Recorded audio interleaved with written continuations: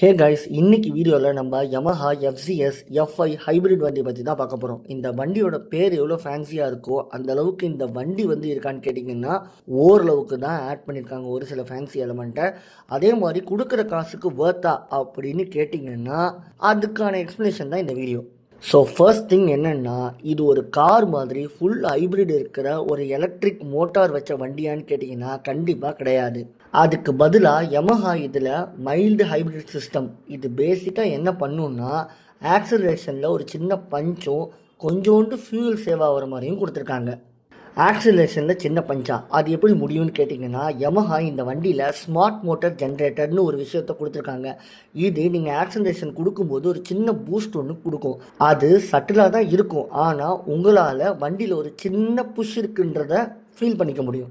அது போக வண்டியில் ஸ்டார்ட் ஸ்டாப் சிஸ்டம் கொடுத்துருக்காங்க. இது நீங்கள் டிராஃபிக்கில் போய் சிக்னலில் நிற்கும் போது இன்ஜின் ஆட்டோமேட்டிக்காக ஆஃப் ஆகிடும். திரும்ப நீங்கள் ஆக்சிலரேஷனை லைட்டாக திருப்பினீங்கன்னா வண்டி ஆன் ஆகிடும். இதை மைலேஜ் இம்ப்ரூவ் பண்ணுறதுக்காகவும் எமிஷனை ரெடியூஸ் பண்ணுறதுக்காகவும் கொடுத்துருக்காங்க.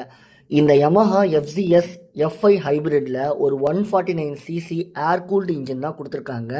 பவரை பொறுத்த வரைக்கும் ஒரு 12.4 PS பவர் தான் கொடுத்துருக்காங்க.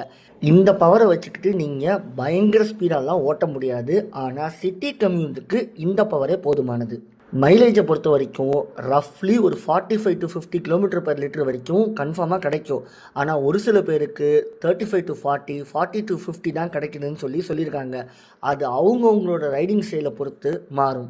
ரைடிங்கை பொறுத்த வரைக்கும் இது ரொம்ப ஸ்மூத்தாக இருக்கும், பொசிஷன் அப்ரைட்டாக இருக்கும், அண்ட் சீட்டிங்குமே கம்ஃபர்டபுளாக இருக்கும். இந்த வண்டி டெய்லி கம்யூட்டிங்க்கு ஒரு சூப்பரான வண்டி. அதே மாதிரி நீங்கள் அக்கேஷ்னலாக லாங் டிரைவ் எடுத்துகிட்டு போகிறீங்க அப்படின்னா அதுக்கும் இந்த வண்டி பயங்கர சப்போர்ட்டிங்காக இருக்கும். இந்த வண்டியோட ஃபீச்சர்ஸை பொறுத்த வரைக்கும் இதில் ஃபுல்லாகவே ஒரு டிஜிட்டல் இன்ஸ்ட்ருமெண்ட் கிளஸ்டர் தான் கொடுத்துருக்காங்க. சில வேரியண்ட்டில் ப்ளூடூத் ஆப்ஷனும் இருக்குது. எல்இடி ஹெட்லாம்ப்ஸ் கொடுத்துருக்காங்க. Side stand engine cut off கொடுத்துருக்காங்க.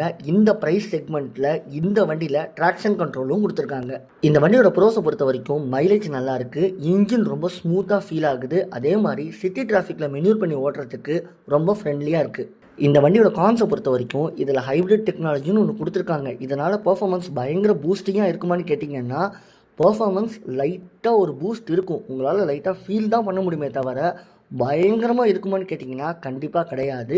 அதே மாதிரி ஸ்டாண்டர்ட் எஃப்சியை விட இந்த ஹைப்ரிட் வெர்ஷன் காஸ்ட் வைஸ் கொஞ்சம் அதிகம் தான். இந்த வண்டியை நான் வாங்கலாமா அப்படின்னு என்கிட்ட நீங்கள் கேட்டிங்கன்னா ஸ்டைலிஷாகவும் ஃபியூல் எஃபிஷியண்ட்டாகவும் சிட்டி ஃப்ரெண்ட்லியாகவும் எனக்கு ஒரு பைக் வேணும் அப்படின்னு நீங்கள் சொன்னீங்கன்னா இந்த வண்டியை நீங்கள் டெஃபினட்டாக கன்சிடர் பண்ணி பார்க்கலாம். ஆனால் அதுவே எனக்கு ரா பவர் வேணும், செம்ம ஸ்பீடாக தான் இந்த வண்டியை ஓட்டுவேன்னு நினச்சி இந்த வண்டியை வாங்கினீங்கன்னா இந்த வண்டி உங்களுக்கு ஏமாற்றத்தை தான் தரும். இந்த வீடியோ உங்களுக்கு பிடிச்சிருந்தா லைக் பண்ணுங்கள், ஷேர் பண்ணுங்கள், மறக்காமல் நம்ம சேனலை சப்ஸ்கிரைப் பண்ணிடுங்க.